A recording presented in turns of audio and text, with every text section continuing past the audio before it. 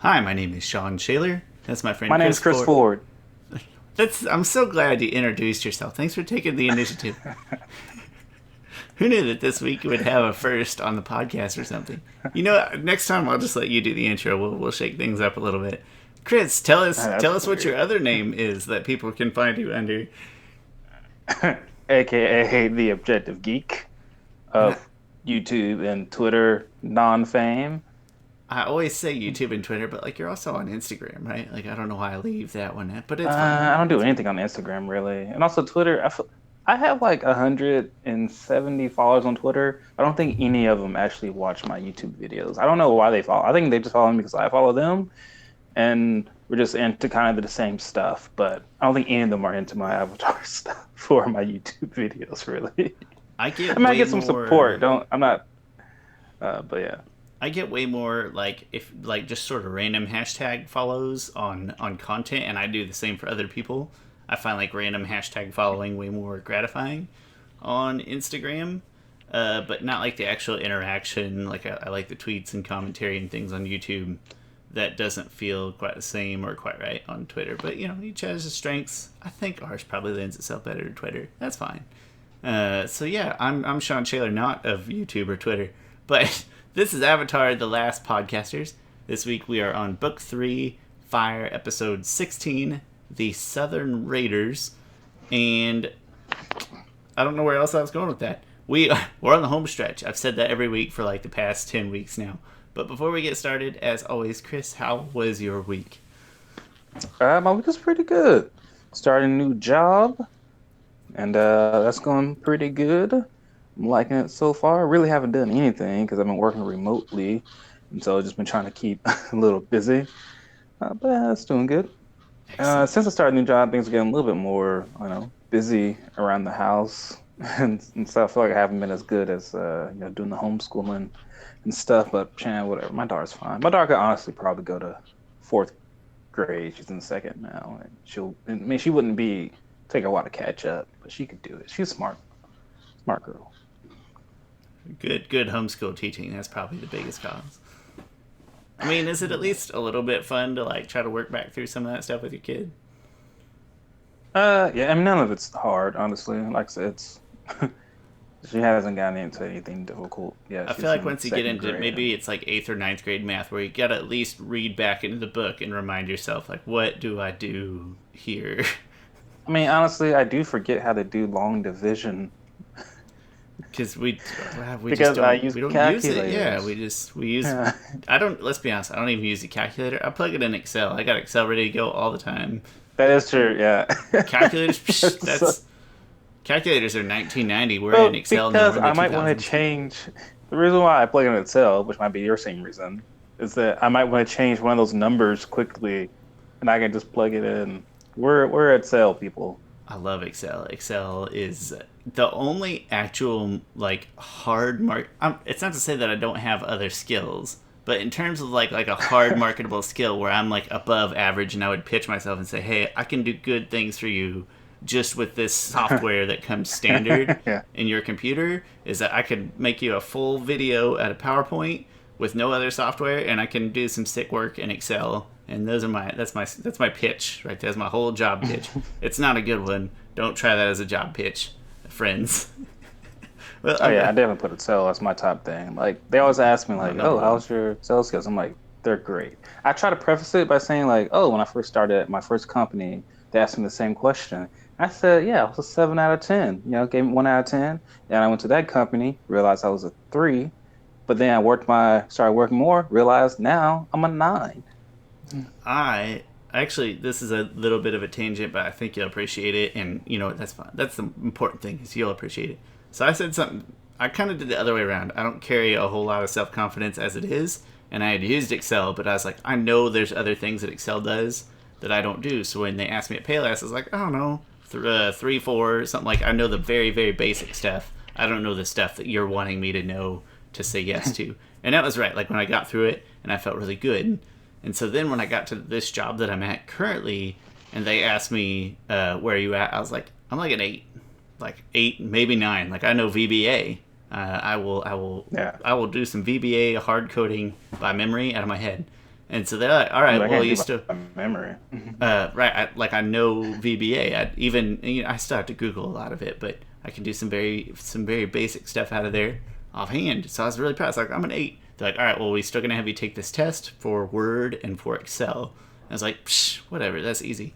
The test doesn't care as much about functions as it does, like, hey, if you wanted to see, I don't even know the things. It's like, hey, if you wanted to comma delimit these 2 cells, how would you do it? And my answer is like, I'd import the data in a way that I didn't need to do something that's stupid. But you don't get that answer because it's a multiple choice thing. Or it'd be like lots of formatting, like lots of ribbon tool things that we don't use and we don't care about in the real world does not care about. And so I was pissed because then that test made me feel like a 3. I was like, no, I'm better than this test. So I got really mad, but it didn't matter in the end. I know myself. That's our Excel stories. Kids, if you don't know Excel, go learn Excel. It's very valuable. Yeah, I wish out of college, if I knew anything, I would have worked on my Excel skills being a business major. I definitely would have invested more time in advance, but as it was, Payless was a tremendous start for that. And I had Dustin Watson teaching me, and like Dustin and Shawn Davis, those guys knew their stuff. So it came around really quick. Chris, I had a strange week. I had a beard going for like 2 weeks. I actually had it trimmed and tried to keep it groomed. Well, it turns out that my hair on this side grows like in swirls and my hair on this side grows straight. And so it looked really stupid. So I shaved it. I didn't think it'd be a big deal because I've never had a beard before.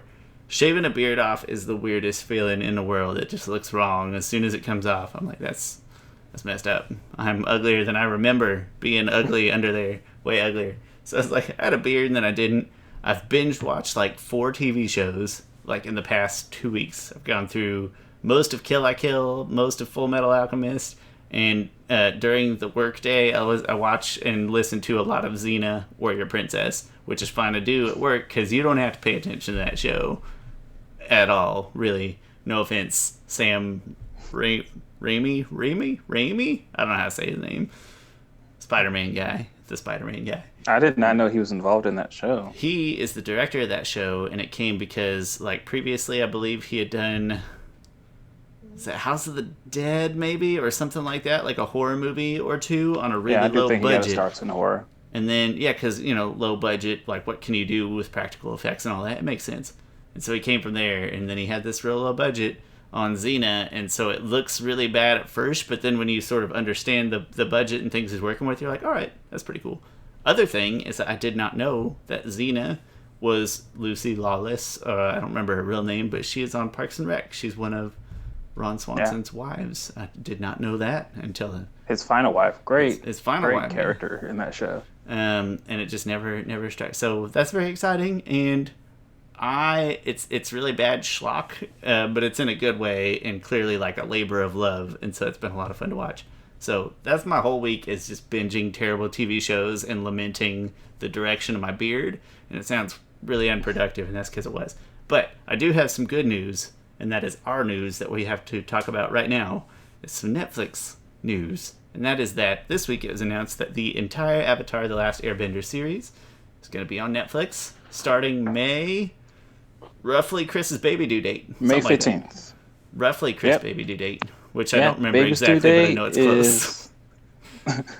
Did you remember what it was? I remember now that it is a boy, and that it's mid-May, and that its name is... I never told you its name before, but we do plan on naming it Isaiah. No, you totally told me that, because I knew I should know it. Yeah, because I knew that I should know it, but I forgot it, so I'm just a shitty friend. But great name, Isaiah, great name. Courtney, have you ever met Courtney and Daryl Sappington's baby? No, I haven't met their baby, but I know Courtney. Courtney and Daryl. Yeah, they adopted a child named Isaiah, and he likes to throw footballs indiscriminately around their house, and that makes me really happy as a football guy. But anyway, Avatar: Last Airbender, May 15th. All 3 seasons are going to be on there. Chris, reactions, thoughts, feelings? It's interesting. I'm very excited for some reason, even though I own multiple copies of the show. I own it on I had it on bootleg for a long time. I have it on. Then I bought it on Blu-ray, and then I rebought them on DVD because those had more commentaries on them. And so, but I don't have them digitally, and so this is great. You have them digitally. But there might be a little bit more context around this because, unfortunately, The Last Airbender, the movie that most people hate, I Oh, would say 90% of people and hate. it There's keeps a showing up small, on my trending. Also, it keeps showing up.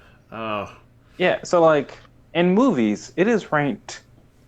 It has since it's been on Netflix, it's been in the top 10 on movies, pretty much around like 6 and 7. Pretty much since it's been there. Which I'm like, what? What are people? What are you guys doing? Are you guys that bored? I blame the quarantine for it. But I I would rather. This sounds kind of like a backhanded compliment. It sort of is. I would rather like listen to like our whole podcasts, but then actually edit them. So like listening to them over and over and over and over again, like all hour and 20 minutes that we do. I would rather do that every week that we do this podcast forever than watch that movie one more time. Unequivocally, I enjoy rewatching and editing podcasts, which I already don't do. I'd still enjoy it more. now I say that must we're going to think silver lining here, right? Netflix saw that and then thought, holy crap, if we actually put something good related to Avatar, then we can drive people in there. So I would like to think that something good came out of this awful movie. And also, because they can now put Avatar on there, and now it it's a proof of concept to them, right? In businesses, whether you're in retail, whether you're in Hollywood, anything, you want a proof of concept. You want something. You want good proof that something will work.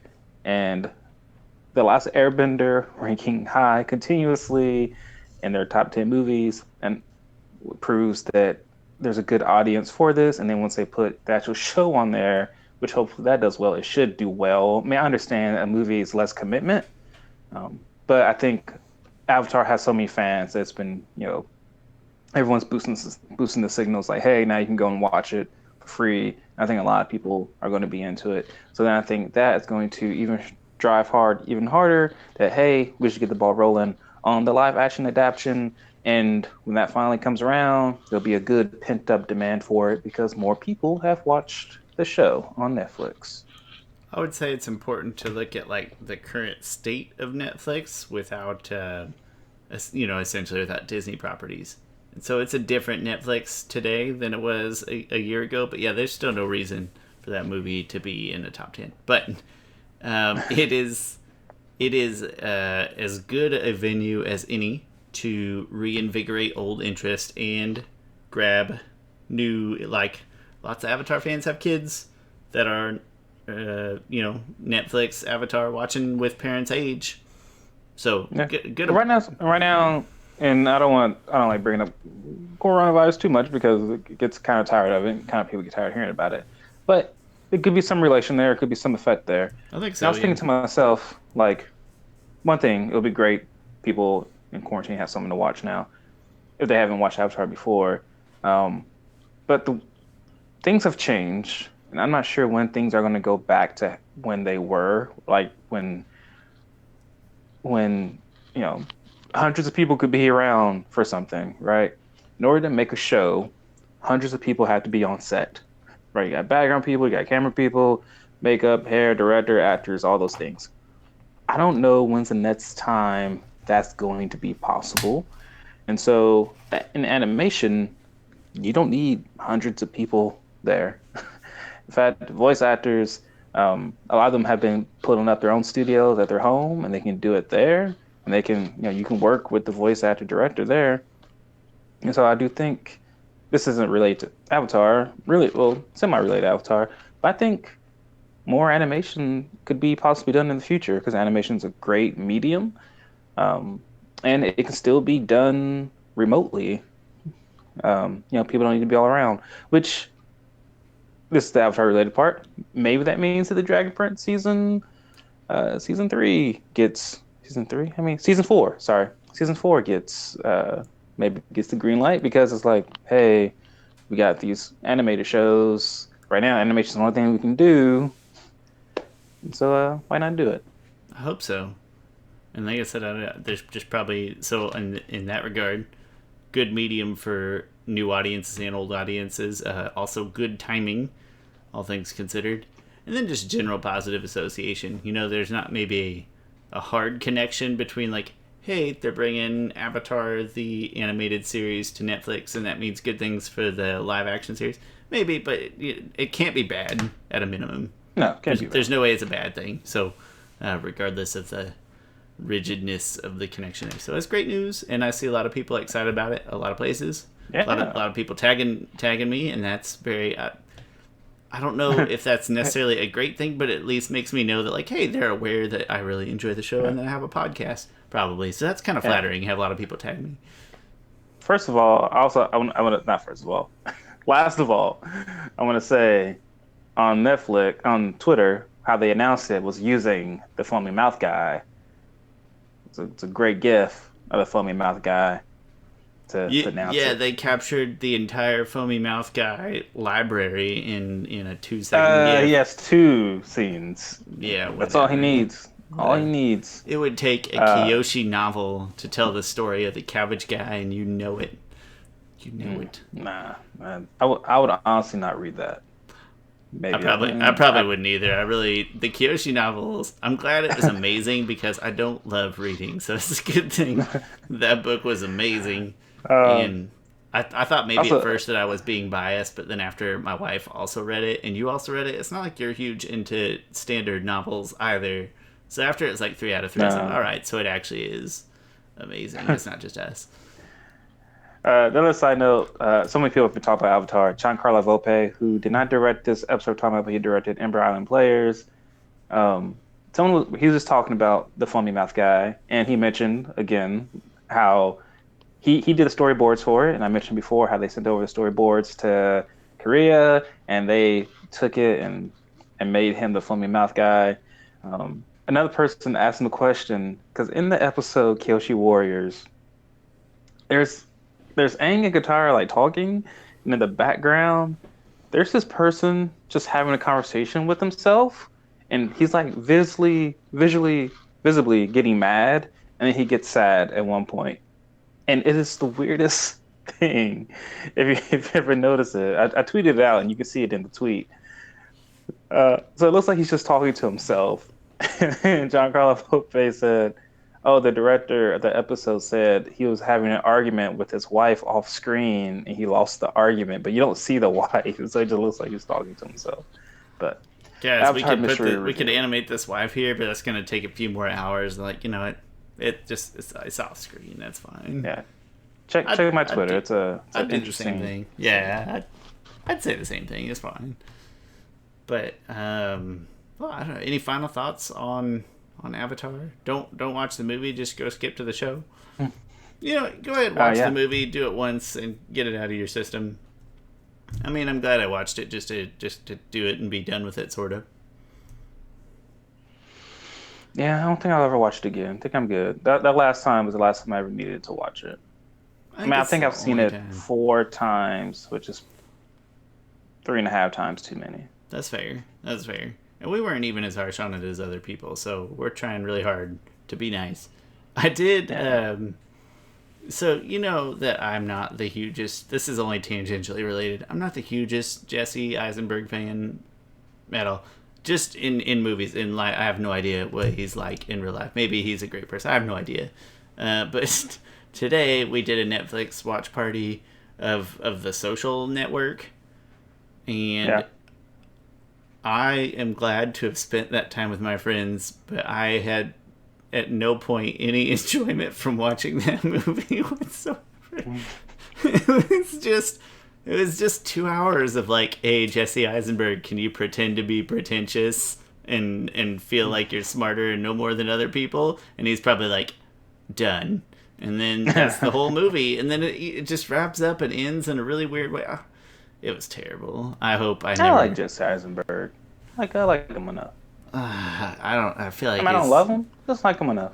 I think I I don't care for the vast majority of things off the top of my head. I'm sure there's ones that I'm not giving him credit for that I do appreciate, but during the whole movie, for the most part, I was thinking about like it's one of the, you can't say that like I hate this actor. It's like maybe he's obviously getting jobs and he's a good actor. He's maybe a good guy. I don't know. So you can't like word it that way. It's like I hate every character that I can think that he plays. But regardless, hey, that's Netflix. Go watch Avatar: The Last Airbender. That is not a very good segue, but I'm going to ride off of it. And we're going to get to talking about this week's episode, which is The Southern Raiders. Book 3, Fire, episode 16. There are precisely 5 episodes left, counting this one. Chris, would you care to walk us through the episode? All right, so it starts with with Aang just kind of waking up from a very nice, calm day, and then they all get bombarded by Azula, which I absolutely love this fight, this interaction. I mean, the temple is being just wrecked by Azula's ships, and she's just firing, baiting at her, and you can tell she seems a little, slightly more unhinged, right? Like her first interaction with Zuko is like, he's like, "What are you doing here?" He's like, "Isn't it obvious? I'm here to celebrate being an only child." It's just. You said slightly. I was gonna say that if anything, and like kind of my usual qualm with Azula is it actually comes off maybe a little too much. Like they could have edged into it a little bit. No, you definitely she unhinged. Yeah, absolutely. But I don't think to me it's not like blatantly out of character. That's fair. It's not. It's close though. Like it's you're not left wondering how you're supposed to be feeling about Azula right now. Yeah, there's no question. Yeah. So they have a fight, Azula and Zuko. Team Avatar has to split up because Appa doesn't want to go in the tunnels again. And I love how Sokka's like, "We gotta split up, guys," and him and his dad pretty much say goodbye. They don't even care about Haru and Teo and not Pipsqueak, the Duke. But he's like, "I got Suki." I love Sokka's priorities here. It's like, should I keep my dad who I'm missing? Nah, I'm gonna take Suki. Why don't I want to take my dad? I'm gonna take my hot girlfriend. In these last few no episodes, parental supervision. In his last few episodes with his girlfriend, though, he does kind of act like a douchebag. Like, there's lots of awkward PDA and stuff. It's not. I don't think so. It's not my favorite Sokka time. I don't know.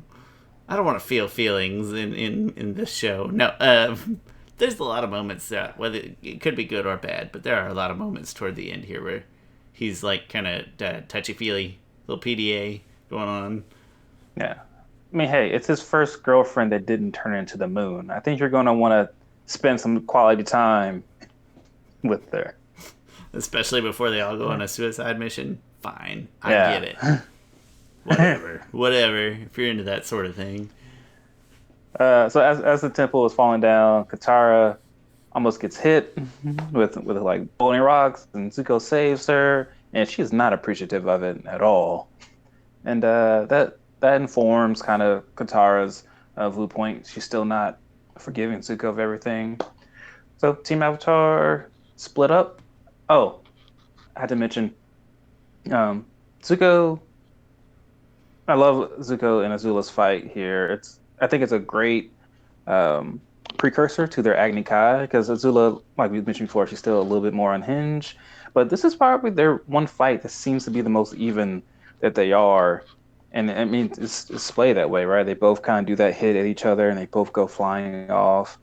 And in that moment, they both seem like they could possibly die. They're both free falling. Zuko definitely getting toward his peak. Sorry, I'm backtracking just like half a step. Zuko definitely getting toward his peak, and Azula just a smidge over the edge.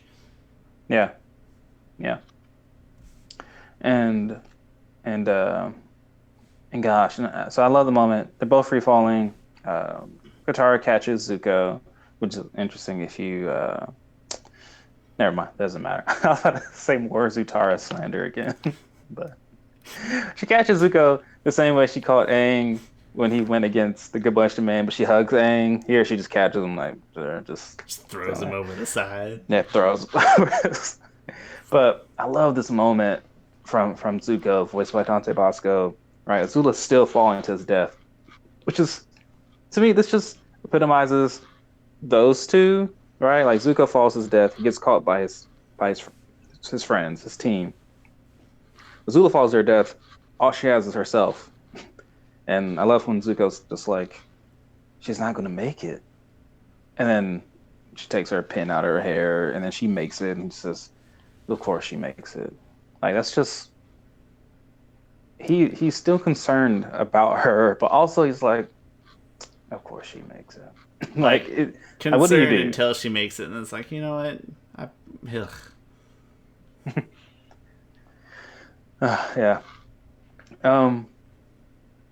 So they get split up. One thing about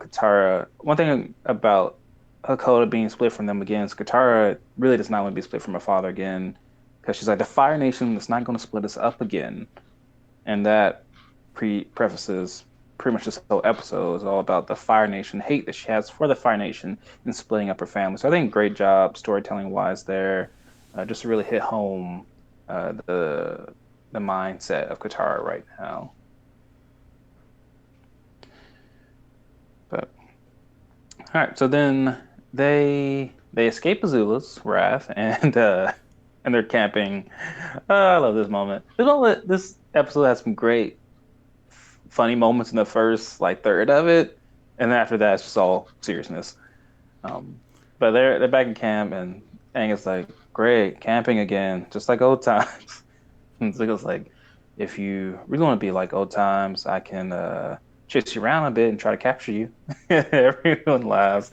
That's a great inside joke that I love. Zuko's like trying. That's the type of joke you do when you're trying to trying fit really in. hard to fit in, trying to make friends, you know. And I know that like Katara doesn't react real well, but it does a good job of the first portion of this episode. You mentioned there's some comedy, there's some dynamic stuff going on. It does a really nice job of framing Katara's current state of mind. Yeah, definitely. Yeah, so then Zuko confronts Katara's like, "Hey, everyone else trusts me now. Why don't you?" And she's like, "Everyone else trusts you? I was the first one to trust you. Like, you remember Ba Sing Se, right? You betrayed us and they went down. That's your fault." Absolute great delivery from Mae Whitman. Absolute great storytelling, because she's right. She was the first one to trust him. She was about to heal the scar. Like, she was willing to trust him, and he burnt them, and Aang almost died. Like, it takes a lot to get over that. Someday we'll talk about what happens or what would happen if Katara had healed Zuko's scar. Someday, foreshadowing. Yeah. Very clever. Look out for that episode. Yeah, watch out for that one. Around the May 15th area, whenever that is. I don't know what day of the week that is.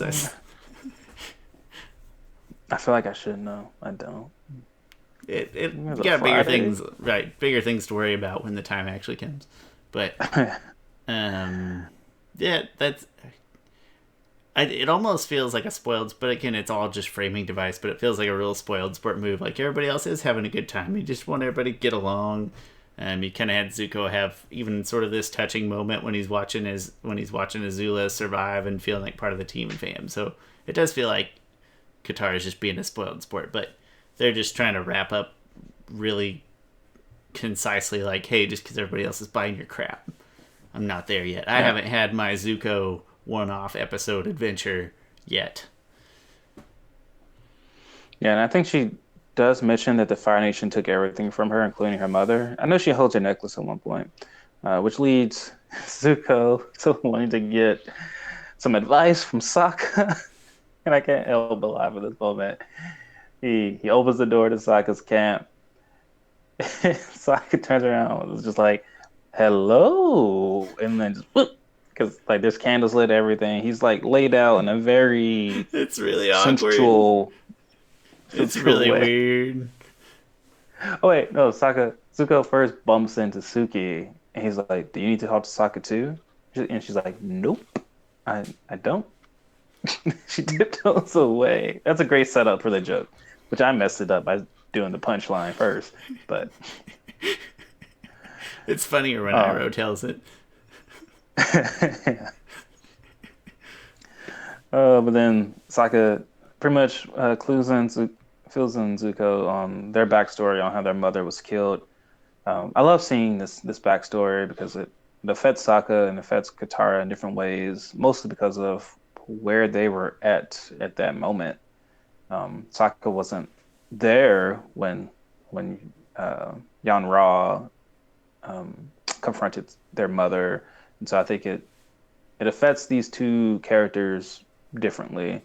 But it's great to see their point of view as kids, right? It's like the last scene of Sokka as a kid in that flashback. He's like throwing the snow at the firebenders as they leave, like his dad, very kind of more triumphant goodbye. And Katara is like, no, like the last thing, which we'll get to hers. The last thing she sees is her mother saying, "Go get your father." Like there's no triumph there. It really informs both of those characters. Sorry, I'm just trying to hold in Um, all my emotions for this emotional episode. It does. It takes a dark turn here. I gotta prepare myself for it. yeah.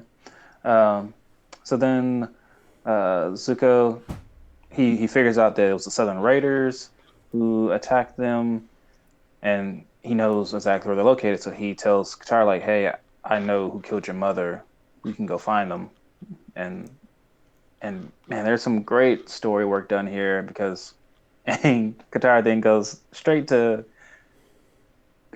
Aang and says, "We need to borrow Appa." I love how Aang is like, "What? Are you gonna go on a life changing field trip with Zuko too?" Or maybe he just says field trip with Zuko too.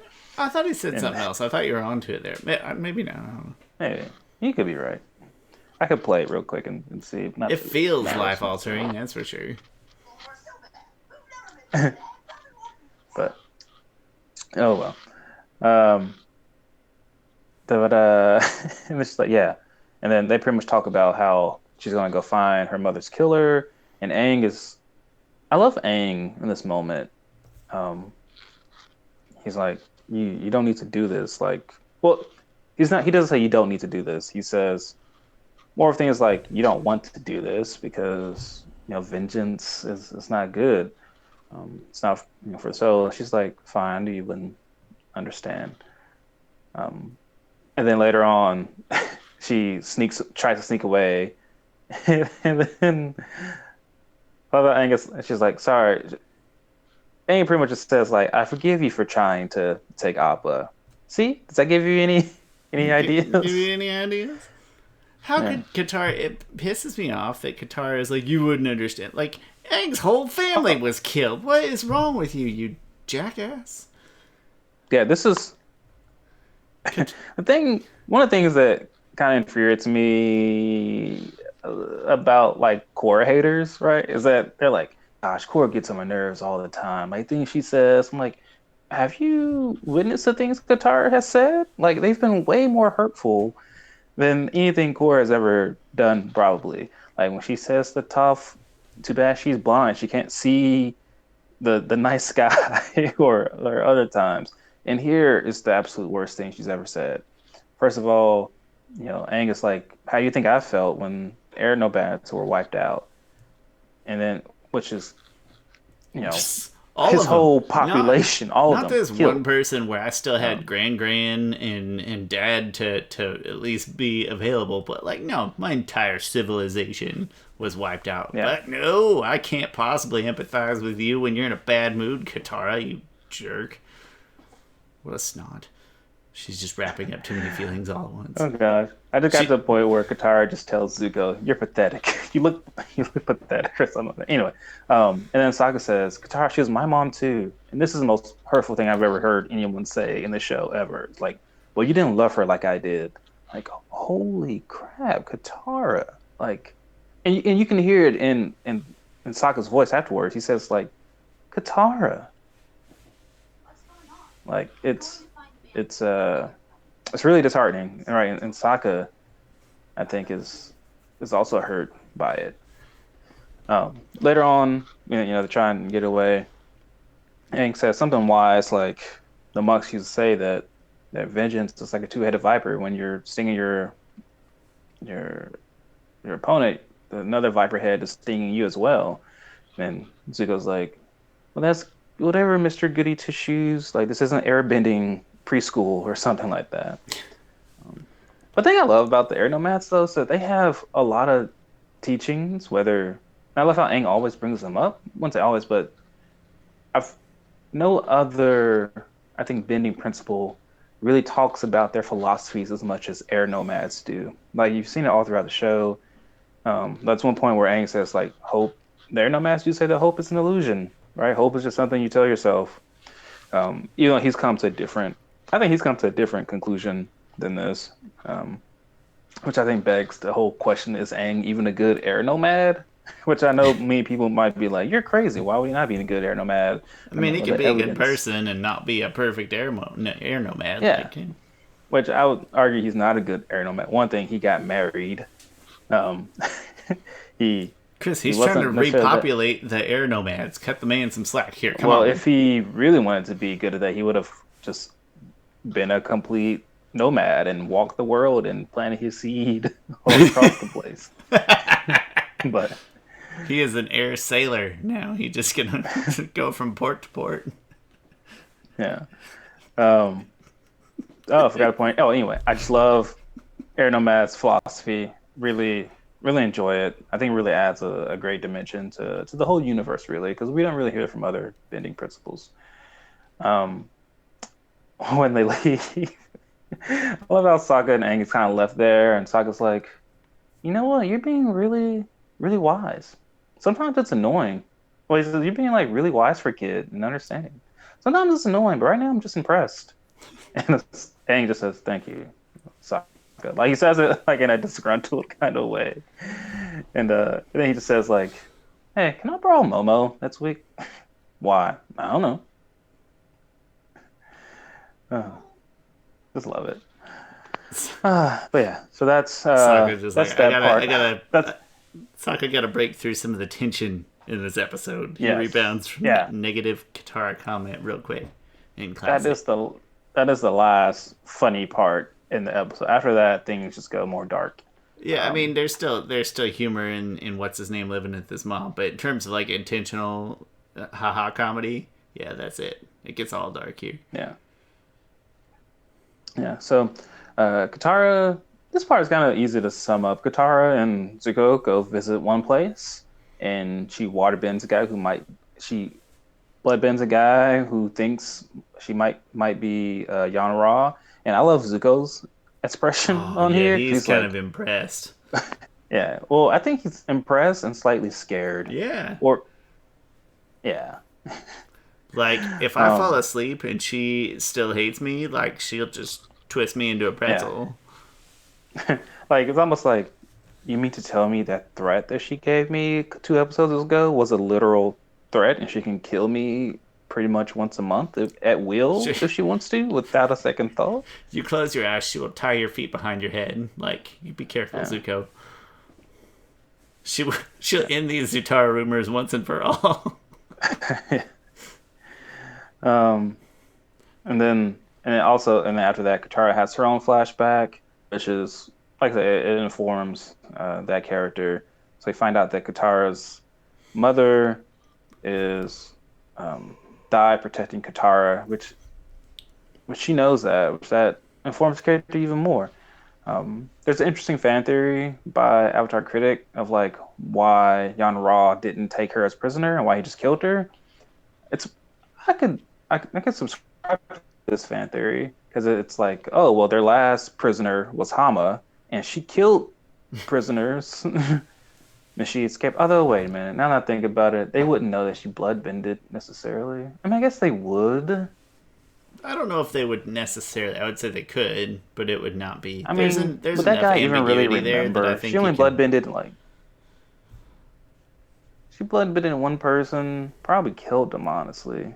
I think there's enough ambiguity there that you can form that theory. This is one of those times where Yeah, I might be a fun hater, but I don't sure. I don't have any issue just thinking, you know what, he's not supposed to take prisoners, so he didn't. Like, it doesn't Yeah, bother me at that's all true. to not have the depth there. Like, no, don't take any prisoners. You Oh yeah, kill I don't. those. Yeah, Yeah, so I don't need that theory. But Hama, she could inspire some no prisoner strategies. Sure, yeah.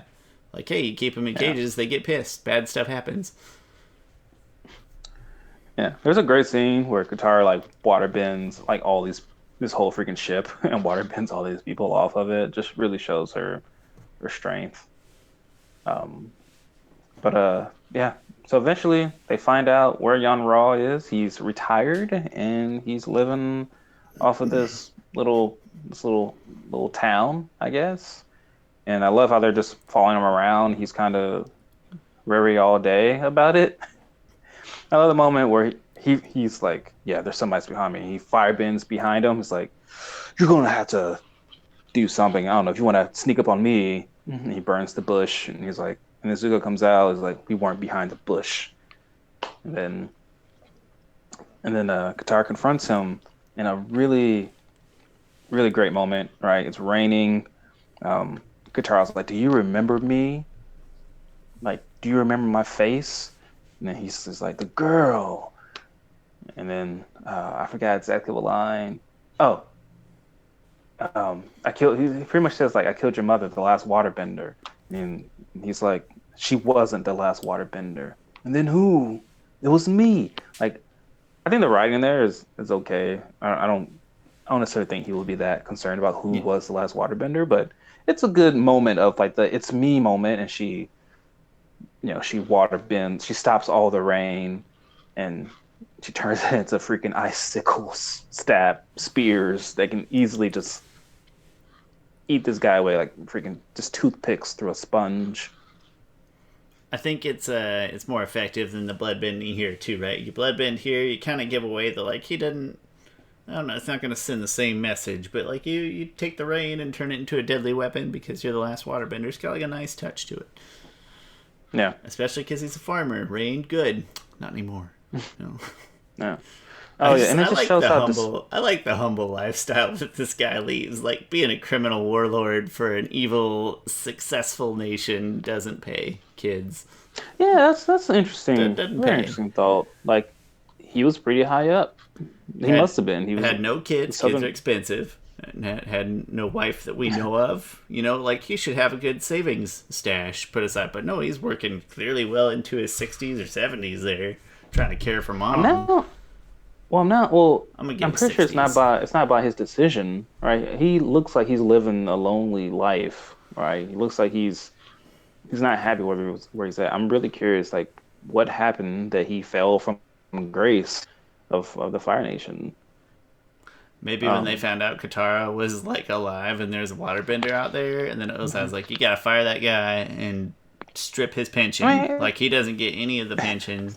I don't want him to retire. I want him to work the rest of his life. it's probably more self-inflicted. Like to be a Probably. person like that, how strong-willed can you be? Like maybe he only had lust for fighting and war and stuff, and he found his life to be empty or meaningless afterwards, or really he had no meaning in life because it was just a very much take life. Oh, interesting thoughts, I You guess. just wrapped up some really deep thoughts, but you did it like real casually. Like I had to stop and think about it. It's like, oh, that's deep. um, Also, so it continues to show how pathetic he is because he's like, please don't kill me. Take my mother instead. That's fair. Like, that is the most cowardly thing I to know it's say. cowardly, but that is unintentionally the most like sitcom-y, like everybody loves Raymond hilarious. Yeah. Even if it's a real douchey thing for a guy, don't say that about your mom's kids. Oh, funny. So the flashback. So they do another flashback to it where he says like, "I'm not taking prisoners today." I really like the costuming on these Fire Nation soldiers. Maybe because they got these nice like Batman gauntlets, which you don't really notice. Oh, it's just really now that I really like it. Now that I'm thinking about it. Um, but so anyway, Katara spares him And I love when she goes back to Aang. Aang is like, you chose to do the right thing. You chose forgiveness. And she's like, no, I don't forgive him. All right. Like, I'll never forgive him. I don't know if I couldn't kill him because I'm too strong or because I'm too weak. I'm like, that is some really interesting, really beautiful writing because that's so real, right? If someone killed someone I loved, I'm not sure I would kill them, but I would also never forgive them for what they did. And really, I don't know if it's because I'm too strong or weak enough. I mean, it's probably not because you're too weak. It's probably because you're strong enough that you don't feel like you need to kill them. But it's really, really good guitar stuff in here. I'm trying to think of what I would do. I'd probably just have my wife threaten him, like, I know how to operate a crematory. Like, don't piss us off. Don't kill my family members, or I'm gonna cook you. Very literally. It it does a really I nice mean, it's job of keeping you like on a hook, and I think that we probably know and knew that she wasn't about to kill anybody, but it still makes it feel very real and still keeps you on the edge of your seat in a good way. so what I think is really important, and one of the things that I live a life by, right? Or I wouldn't say I live life by, but one of the fundamentals of life, or one of the truths to life, I often think about because it's the one of the basic concepts of one of my favorite movies. My favorite movie, Batman Begins, is the concept of justice, right? In Batman Begins, you have Batman in the middle. He's struggling with getting justice for the death of his parents, and he keeps internalizing this by being Batman. But he has kind of two sides. He has Rachel Dahl saying that justice is about harmony, and then you have Ra's al Ghul or Liam Neeson's character or Henry Ducard saying justice is balance. Um, right? You kill someone I love, I kill someone you love. Like that's justice. That's balance. But I firmly believe that justice is harmony because that's the best way you can make things right. That's also one of the reasons why I'm mostly against the death penalty because you know Rachel Dawes in the movie says like justice isn't revenge, and then Bruce Wayne when he's younger he's like maybe they're the same thing. She's like no, they're never the same thing. Justice is harmony. Revenge is about you making yourself feel better or trying to make yourself feel better.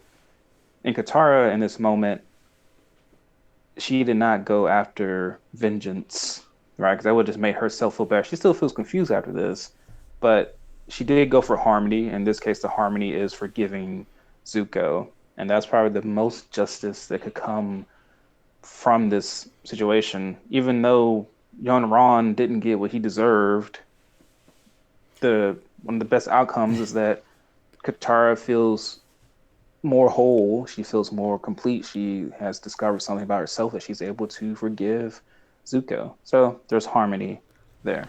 And you know what, Yon's not leading like a real great life anyway, so Yeah. it could be said that justice came back around on him too. I probably do this too often where I like for complicated things in life.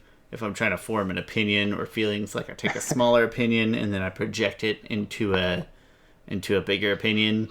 And for me, when I think about the justice in a violent way or versus revenge, I guess it's like it's easier. It's way easier to get mad at something that when something goes bad or goes wrong. It's like it's way easier to get mad at something than to like try to work through it and just get past it, I guess. And that's what always makes the mad or the violent or the vengeful reaction seem like kind of the easy way out. I'm not saying killing somebody is easy. God, I hope it's not. But just that emotion, it's easy to let that emotion be the overpowering one, as opposed to the Yeah. one where you work through it and get by it, which makes it seem like the road less traveled probably the better choice. I mean, at the end here, Aang says like, um, he says to Katara like, doing nothing is easy. Well, someone said like, oh, that's the same. Not killing him is the same as doing nothing.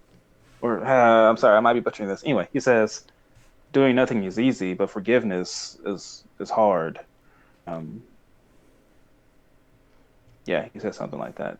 I Maybe think that's no. not I at the think end. you Maybe had that it was. there, like because Zuko said, but she did nothing. Or maybe it wasn't even Zuko. I forget. But I think you're onto the right point of like it's doing nothing really is easy, but to actually work through those feelings and usually in life, not always, but usually in life, the hard stuff tends to be the right stuff or the good stuff.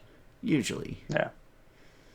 And not to say, and just because like I'm against the death penalty doesn't mean that I don't think people deserve to die. All right. Also doesn't think I don't think people like if a soldier's in in combat, like I'm not gonna be like, oh, you shouldn't kill those people, and they're like, that's you're in this situation, right? But you have someone like captured and they hold no more threat to you, like should you kill that person? Um, I don't think so. I think people owe killing them is easy, right? I think they owe a higher debt to society to try and make their wrongs, make it right some one way or another. But anyway, which then leads into um, Aang says Zuko says to Aang at the end there, like you're right, Katara, um, she got what she needed, and then Aang kind of proudly says like, violence is never the answer, and then Zuko's like, well, what are you gonna do against my father? Well, Shut up, Zuko. I haven't thought that far yet. well, what was your plan at the invasion? Just beat him up. Isn't that pretty violent, Aang? Shut up, Zuko. I'm just gonna talk to him, man. Uh, He's working on it, all right. He's figuring he's it working. out. He's yeah. But yeah, so that's pretty much the episode. Uh, but I mean, that cliffhanger at the end though, it kind of gets you thinking. You know, maybe a smarter current me would have thought about it, but at the time, I'm like, hey, that's a really good question. I don't know if we've got that figured out yet, and it's something you ought to think about sooner than later. That's all I'm saying. So that's a great way to end an episode, in my opinion. Really weird metaphorical cliffhanger right there. But all right, let's get to your ratings then on the episode. Ratings. Audio visual gets an 8.5. Absolutely love the fight at the beginning between between Zuko and Azula. I think it's really foreshadowing to the Agni Kai, and I also think um, Katara's water bending is really cool with the rain and stuff. So really good job done there. Story gets a 9. I think I put 9 out of 10. Amazing Katara stuff here. I think she really grows as a character here, and how her relationship forms with Zuko is really telling of their relationship. As for memorable, just gave it a 8 out of 10. So it's rounded average, weighted average to a 8.7 out of 10. Solid episode, solid ratings. We weren't too far off. Audiovisual, I did an 8. Good fight scene, but not a ton of stuff that I really felt stands out a lot. But 8 is still good. Story, you know what? Now I think about it, maybe undershot the story a little bit, but I think I'm just so turned off by how big of an asshole Katara is at the beginning, because she is a monster at the beginning, and that I know that's the point, but it does kind of take away from it. Anyway, it's still a great story. Don't take it all with a grain of salt, as always. And then memorable 8.5. This one always does stick out a little bit to me as a really. You kind of said what I was thinking, but you worded it much better than I think it, as is the norm. Like very gratifying. Is a very gratifying tie together of the Zuko Katara relationship. That comes out to an 8.2. That leaves us a real solid 8.4 episode. That's a good run. Solid episode. It's going to rank pretty highly when we do those rankings. This season's rankings are going to be great at the end. Going to be marvelous. And that's the Southern Raiders right there. There's a Zutara moment captured for everybody that's interested in such things. There's a con or a meet and greet, some type of Q&A with Dante Bosco, and Dante Bosco, the voice of Zuko, he ships Zutara hard, which of course he does. Like, why would he not ship his main character? That's why I'm never going to buy his merchandise. Yeah. But Just he kidding. says Zutara, he always says Zutara like, Zutara. Like, It's funny to me. He just wants some of that lime. Maybe they tell him to no, just feed it. Keep the interest, keep the debate going. Maybe they want him to fuel that fire a little bit, or maybe not. I don't know. He says that he is the captain of the Zutara ship, so That's kind of adorable in its own right. I mean, it's still wrong, but it's adorable in its own right. In a weird way, it would have been kind of funny if Aang never. How am I gonna?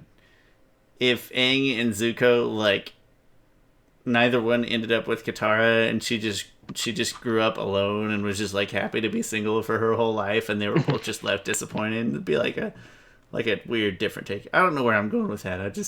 I'm like, what if neither one? What if the right guy wasn't either one of those guys? But it's TV. That's not how TV works. Anyways, that's the Southern Raiders. That's a great episode, and we are getting really excited. One more little, let's call it a speed bump, I guess, before we get to the finale. One more little speed bump we got to get through, and then we'll be to the finale. That's going to happen next week. That's enough from us this week, I think. My name's Shawn Shaler. That guy up there is... Oh, I was going to let you do it yourself again. That's fine. Oh, Chris. Whatever. AKA Objective Geek. Objective Geek. You can follow us on Facebook and Twitter and Instagram, and of course YouTube as well. We're on Chris's YouTube channel. Thanks for listening in. We will talk to you next week. Goodbye.